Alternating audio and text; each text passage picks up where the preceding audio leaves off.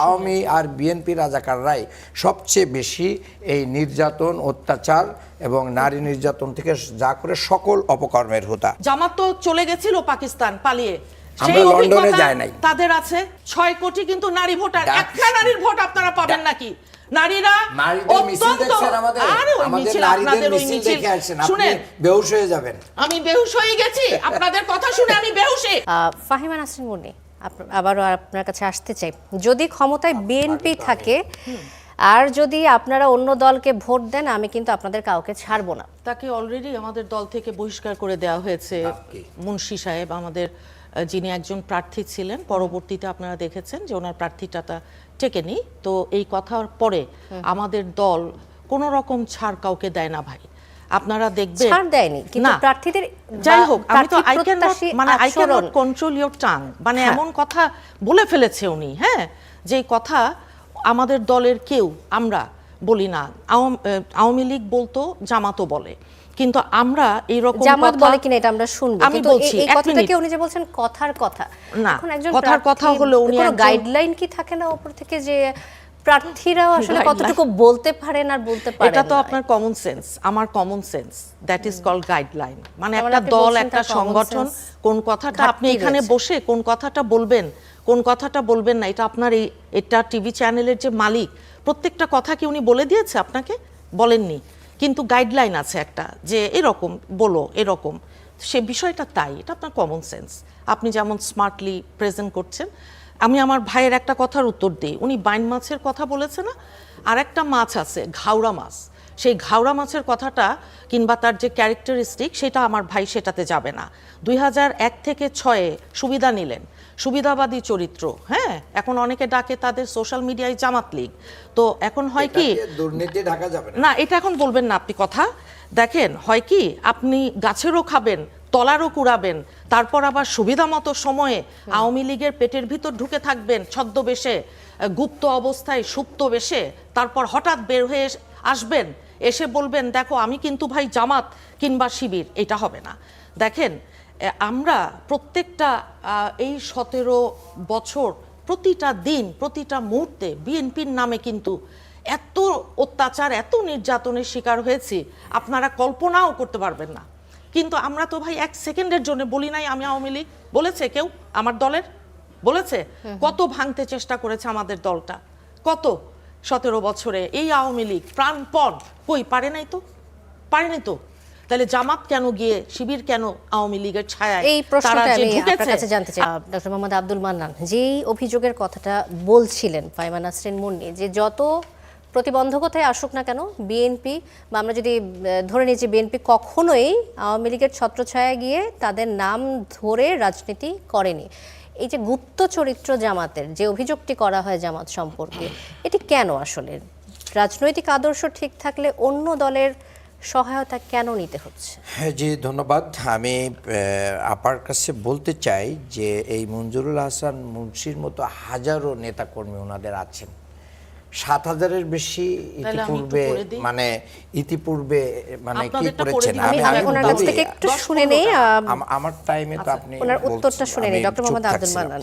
তো এরকম হাজারো মঞ্জুরুল হাসান মুন্সির জন্ম ইতিমধ্যে হয়েছে, তারা কাজ করতেছে।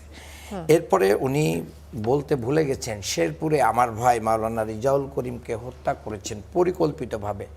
সেখানে সরকারের এজেন্সি টিওন অফিস ডেকে নিয়ে যাওয়ার পরেও তারা তাদেরকে যাওয়ার নিরাপত্তা দিতে পারেন নাই শেরপুরে। এরপরে আমি বলবো 45 জন ঋণ খেলাপিকে মনোনয়ন দিয়েছেন, যাদের কাছে পাওনা 7,500 কোটি টাকা। উনি বলেছেন 71-এর কথা। 71-এর কথায় আমার বক্তব্য হচ্ছে 10,000 রাজাকারের ভিতরে আওয়ামী লীগ আর বিএনপির রাজাকারের সংখ্যা বেশি। এই আওয়ামী আর বিএনপি রাজাকাররাই সবচেয়ে বেশি এই নির্যাতন, অত্যাচার এবং নারী নির্যাতন থেকে যা করে সকল অপকর্মের হোতা। এরপরে হচ্ছে এই যে বিপ্লবের যে সরকার, এই সরকারের সাথে ছাত্রদের আন্দোলনের সাথে বিএনপির কোনো পার্টিসিপেশন ছিল না। ওনারা সরকাইতে আসছেন, ওনারা সরকারিতে আসছেন, ফখরুল ইসলাম আলমগীর কয়েকদিন আগেই বলে দিয়েছেন যে এটা ছাত্রদের ব্যাপার, তো ওনারা সরকার পার্টি এটা করতেই পারেন। 5% নারীর কথা বলেছেন, এটা আগামী থেকে ম্যান্ডেটরি, সেটা আমরা আগামীতে দিয়ে দিব ইনশাআল্লাহ। Sign করে আমরা বলা বলি নাই, আগামীতে mandatory। না না আগামী এটা কার্যকরী হবে, আপনারাই বলেছেন, আপনারাই বলেছেন। নো নো, আপনি আপনি আপনি এটা প্রার্থীর কথা বলছেন? হ্যাঁ 5% নারী আচ্ছা। প্রার্থী, এটা আগামী ইলেকশন থেকে ম্যান্ডেটরি, এবার কেন দেয়া হলো? ইলেকশন থেকে নয়। আমরা যে কয়জন নারীদেরকে এখন মাঠে নামাচ্ছি, নারীদের মিছিল আপনারা দেখে, কর্মী হিসেবে তো নারীদের নামাচ্ছেন। মিছিল আচ্ছা, দেখে ডক্টর এখন মাথা মোহাম্মদ খারাপ আব্দুল হয়ে গেছে। মান্নান, আপনি তো কর্মীদেরকে নামাচ্ছেন, তাহলে নেতৃত্বে কেন নামালেন না আপনারা? দেখুন, তারেক রহমান সাহেবের বাংলাদেশ সম্পর্কে কোনো অভিজ্ঞতা নেই। আপনি আমাকে উত্তরটা যদি দেন, আমি যে প্রশ্নটা করলাম যে আমরা বলছি যে নারী আমাদের নেতৃত্বে ইতিপূর্বে কেন আনলেন না? হ্যাঁ নেতৃত্ব আমাদের 43% নারী নেতৃত্ব আছে কমিটিতে, 43%, যা ওনাদেরও নাই, কারণ নাই।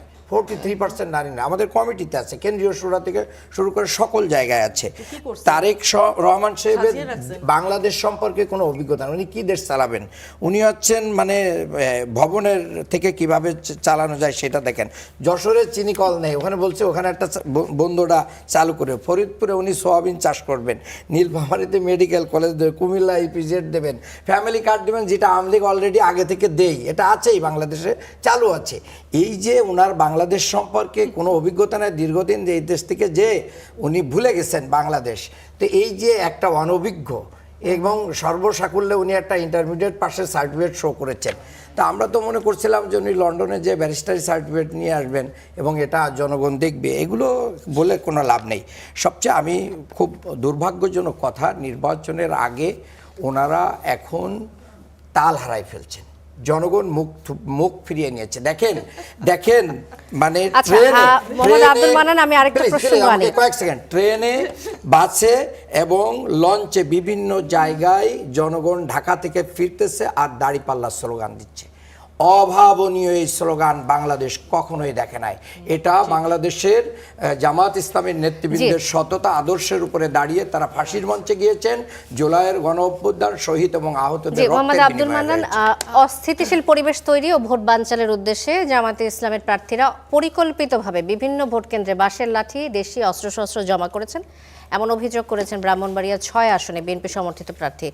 বাংলাদেশে তো আইন শৃঙ্খলা রক্ষাকারী বাহিনী আছে, সেখানে থানা আছে, পুলিশ আছে, আর্মি আছে, সেখানে আপনি তাদেরকে বলেন সে যে দলেরই হোক তাদেরকে কেন ব্যবস্থা নিচ্ছে না, তাদের বিরুদ্ধে তো ব্যবস্থা নেওয়া উচিত। ইতিমধ্যে কিছু অস্ত্রধারী যারা গ্রেপ্তার হয়েছে তারা সব বিএনপির ছত্রছায়ায়, আর যে সমস্ত অস্ত্রধারীদেরকে আওয়ামী লীগের জেলখানায় ছিল তাদেরকে জামিন করে নিয়ে আসছে ওনারা, এইগুলো দুর্ভাগ্যজনক। আমার আসলে আমার কাছে এক্সাম্পল আছে, এই জন্য আমি মনে করি না ঢাকায় তো আইন শৃঙ্খলা রক্ষাকারী বাহিনীরা 9 লক্ষ সদস্য নামছে এই নির্বাচন করে, তারপরও আপনাদের কেন অস্ত্র জোগাড় করে রাখতে হয়? থাকে এবং লাঠি সোটা থাকে, এটা ওটা থাকে, তো সেগুলো আইন শৃঙ্খলা বাহিনীকে দেখায়, দিক দিলে ওনারা নিয়ে আসুক, লোকসহ নিয়ে যাক। জামাত তো ছাড়াইতে যাবে না, ওনাদের মতন তো আমরা থানা থেকে আসামি চিন্তাই করে নিয়ে আসার কোনো নজির নাই। ওনারা তো থানা থেকে আসামি চিন্তাই করে নিয়ে আসছে। দেশে একটা নৈরাজ্যকর পরিস্থিতি তৈরি করতে পারে বিএনপি, যে নির্বাচনে হেরে যাওয়ার সম্ভাবনা প্রায় 80%। আপনি কি মনে করেন মান্নান ভাই, আপনার যে আসন, সেই আসনে আমাদের বীর মুক্তিযোদ্ধা যে সাদেক হোসেন খোকা ভাই আছেন, খোকা ভাইয়ের ছেলে আমাদের যে ইশরাক আছেন, তার সাথে আপনি জিতবেন? আপনি কি মনে করেন 1972 সালে আপনারা তো অত্যন্ত অকৃতজ্ঞ, আপনাদেরকে মুনাফিক কেন বলা হয়? কারণ আছে। আপনারা 1972 সালের সরকার তৎকালীন যখন জামাতকে নিষিদ্ধ করে দিয়েছিল রাজনীতি থেকে, তখন আপনাদের দলের নেতারা পাকিস্তান চলে গেছিল না?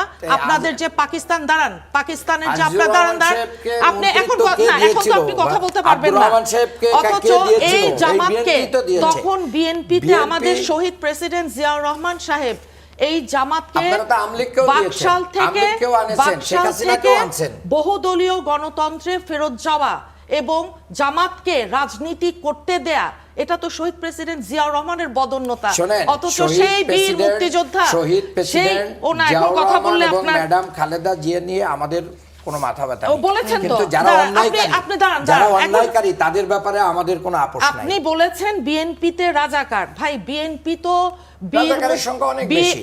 বিএনপিতে বীর মুক্তিযোদ্ধা শহীদ প্রেসিডেন্ট জিয়াউর রহমান মহান স্বাধীনতার ঘোষক, বিএনপি একটা মুক্তিযোদ্ধাদের দল, বিএনপি স্বাধীনতার পক্ষের দল, আপনাদের কিসের দল? রাজাকার পুনর্বাসন কেন্দ্র। কোন পক্ষের দল সেটা বাংলাদেশের রাজাকার পুনর্বাসন মানুষ কেন্দ্র খুব ভালো করে জানে। রাজাকারদের হাত ধরে আপনাদের রাজনীতি প্রতিষ্ঠিত হয়েছে বাংলাদেশে। ধর্মকে রাজনীতির সাথে মিশিয়ে বাংলাদেশের তারা রাজনীতিতে প্রতিষ্ঠিত ওই হয়েছে ধর্মের রাজাকার। কাজ খেলে। জামাতকে ব্যবহার করে কি রাজনৈতিক দলগুলো অনেকবার জামাতের জামাতের সাপোর্টে শুনেন, সব সময় কি রাজনৈতিক দলগুলো ক্ষমতায় আসেনি? আস্তে আস্তে তারেক রহমান সাহেবের উনি বলল কি, ফাইমান নাসরিন মুন্নি যে কথাটি বলছিলেন তিনি, আমি তো দল করি ভাই একটা, হ্যাঁ না, জামাতের সাপোর্ট ছাড়া ওনারা একবারও ক্ষমতায় উনি আসতে যে পারেন কথা নাই। বলেছেন সেটার উত্তরটা আগে দিয়ে নেই। হ্যাঁ, তারেক রহমান সাহেবের অভিজ্ঞতা নেই বাংলাদেশ সম্পর্কে জানো না, বাংলাদেশ স্টাডিজ আমরা পড়া কথাটা উচিত। শুনে নেই। জি, ফাইমান নাসরিন মুন্নি, জি। মানে জামাতের অভিজ্ঞতা আছে কেমন? জামাত তো চলে গেছিল পাকিস্তান পালিয়ে, সেই আমরা লন্ডনে অভিজ্ঞতা যাই নাই। তাদের আছে, সেই অভিজ্ঞতা, সুবিধা নেওয়ার অভিজ্ঞতা আছে, বিএনপির সাথেও আছে, আওয়ামী লীগের সাথেও আছে, জাতীয় পার্টির সাথেও আছে। যার বাবা শহীদ প্রেসিডেন্ট জিয়াউর রহমান সেনা প্রধান, যার বাবা বাংলাদেশের মহান স্বাধীনতার ঘোষক, যার বাবা আপনার রাষ্ট্রপতি, যার মা 3 বারের সাবেক প্রধানমন্ত্রী, ওনার কোনো অভিজ্ঞতা নাই। হ্যাঁ, উনি কিছু দেখেন নাই, উনি কিছু দেখে বড় হন নাই, উনি হাওয়ার উপর। না, ওনার আর উনি কি বাংলা, আপনি এখন শিক্ষাগত কথা বলবেন যোগ্যতা না? বলেন? উনি যখন বাংলাদেশে ফেরত আসলো তখন যেই জোয়ার 25শে ডিসেম্বর থেকে, তখনই জামাতের পায়ের নিচের মাটি হরহর করে সরে গেছে। জি। ওই কারণেই ফাইমান তাদের নাসরিন নার্ভাস এই কারণে থেকে আমরা যোগসূত্রে তাদের জবাব আমাদের দিচ্ছি। খুব অপতথ্য, বেশি মিথ্যা তথ্য, প্রপাগান্ডা জি। এগুলো চালিয়ে যাচ্ছে। আশা করছে 71-এর ভূমিকা মানুষ ভুলে যাবে। আশা করছে ওই 2 লক্ষ মা বোন যে সম্ভ্রম, এবং এখন 2026-এ এসে তাদের নারী বিদ্বেষী যে মন্তব্যগুলো, আমাদেরকে পতিতা বলে সম্বোধন করা, ডাকসুতে ওনাদের জামাতের মিথ্যা, নেতা মিথ্যা। আমাদেরকে প্রস্টিটিউট বলে সম্বোধন করা। ভাই, 6 কোটি কিন্তু নারী ভোটার, ডাকসু- একটা নারীর ভোট আপনারা পাবেন নাকি? নারীরা নারীদের মিছিল অত্যন্ত, দেখছেন আমাদের? আরে ওই আমাদের মিছিল, নারীদের আপনাদের ওই মিছিল মিছিল দেখে আসেন, আপনি শুনেন, বেহুশ হয়ে যাবেন। আমি বেহুশ হয়ে গেছি আপনাদের কথা শুনে, আমি বেহুশে, ওই বেহুশ হয়ে বলছি। মাথা ঠিক নাই বলে এরকম শুনেন, বলতেছেন। দেখেন জামাতের তারা কি করেছে। শফিকুর রহমান সাহেবের স্ত্রী, শফিকুর রহমান সাহেব জামাতের আমির সাহেব, উনি 3 বার নির্বাচন করেছেন। যে একটু যদি সংক্ষেপে বলেন, না, ফাইমান নাসরিন মুন্নি। সংক্ষেপেই বলবো, 3 বার নির্বাচন করেছেন। আচ্ছা, উনি একবারও জিততে পারেননি। সামনে দেখা যাক, আমাদের সাথে ওনারা কম্পিটিশন করছে। 2001 থেকে 2006 জামাতের আমির সাহেবের স্ত্রী সিলেট আসন থেকে, মহিলা সংরক্ষিত আসন থেকে সংসদ সদস্য ছিলেন। তো কাজে কে সুবিধা নেয়, কে সুবিধাবাদী, কার চরিত্র ফুলের মতো পবিত্র, এটা কি বাংলাদেশের করোনা করেছিলেন? শুনেন, বাংলাদেশের মানুষ, ওনারা দেখেন, ওনারা যে দ্বিচারিতা, ওনাদের কৃষ্ণ নন্দী জি, নামে ওনারা বলে ফাইমান নাসরিন মুন্নি, আমাকে আপনার কাছ থেকে যেতে হচ্ছে এখন। ধন্যবাদ। আমি একটু এই ফয়েজ আহমেদ খিলাফিদের আপনার কাছে আসতে চাই। আপনারা তো কৃষ্ণ নন্দী, তাকেও কৃষ্ণ আপনারা নন্দী সৈয়দ সবাইকে নিয়ে দিয়েছেন। বাংলাদেশ গড়ব আপা, সবাইকে অবশ্যই, বাংলাদেশের, হ্যাঁ, তারা তাহলে বাংলাদেশের ভাই, ছিল। জি, আমরা সংবিধানটা বদলান, আপনাদের হিন্দুরা গঠনতন্ত্র বদলান নাই কেন?